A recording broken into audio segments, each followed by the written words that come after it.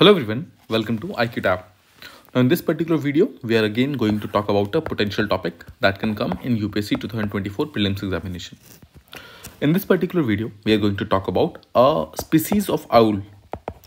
जो owl होते हैं यानी कि owl मतलब उल्लू, उल्लू के एक स्पीसीज के बारे में हम बात करने वाले हैं जो कि काफ़ी ज़्यादा न्यूज़ के अंदर चल रहा है. उसका नेम है spot bellied eagle. Spot bellied eagle का देखो, बेली का मतलब होता है पेट, ठीक है. सो एक ऐसा ईगल आउल, बेसिकली एक ईगल आउल है जिसके पेट पर बहुत सारे स्पॉट्स हैं, वाइट स्पॉट्स हैं, इसलिए इसका नाम स्पॉट बेलीड ईगल आउल आया है. सबसे पहले चीज़ तो ध्यान रखिएगा, ये एक आउल की स्पीसीज़ है, ईगल की स्पीसीज़ नहीं है. ये एक आउल की स्पीसीज़ है जो कि लार्जली भारतीय सबकॉन्टिनेंट में पाई जाती है. इंडियन सबकॉन्टिनेंट के साथ में चाइना में और साउथ ईस्ट एशिया के कुछ कंट्रीज़ में भी ये साथ में पाई जाती है, ठीक है. So I hope this much is clear. Indian subcontinent, South East Asia और चाइना, इन तीनों ही स्टेट के अंदर ये स्पॉट बेलीड ईगल आउल पाया जाता है. नाउ बिकॉज ये इंडियन सबकॉन्टिनेंट में बहुत ज़्यादा पाया जाता है, इसलिए इस पर्टिकुलर ऑयल को इंडियन ईगल आउल भी बोलते हैं. सो इंडियन ईगल आउल भी इस पर्टिकुलर आउल का एक स्पीसीज, मतलब इसका एक नेम है.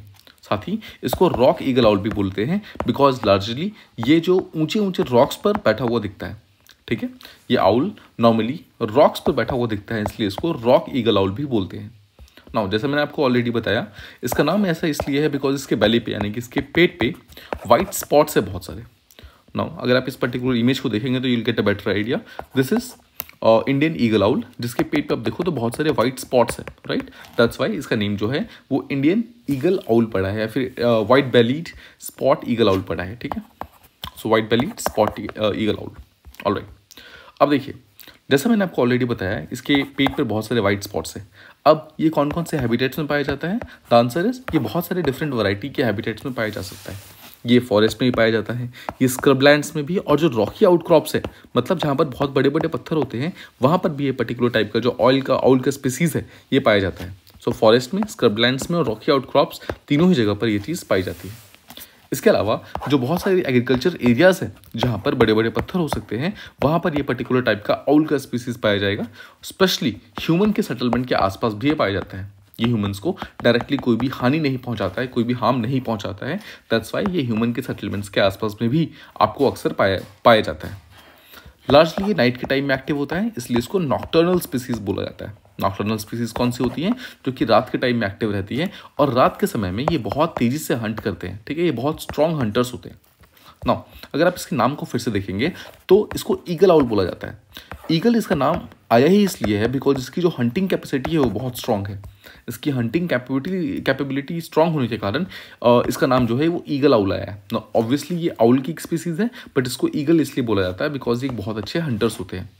ये बहुत सारे डिफरेंट जो एनिमल्स होते हैं उनके ऊपर प्रे करते हैं. जैसे छोटे छोटे जो मैमल्स हो गए, रेप्टाइल्स हैं, बर्ड्स हैं, ये इन सबको मारकर खाते हैं, ठीक है. दैट्स वाई कहा जाता है कि ये बहुत स्ट्रॉन्ग हंटर्स हैं.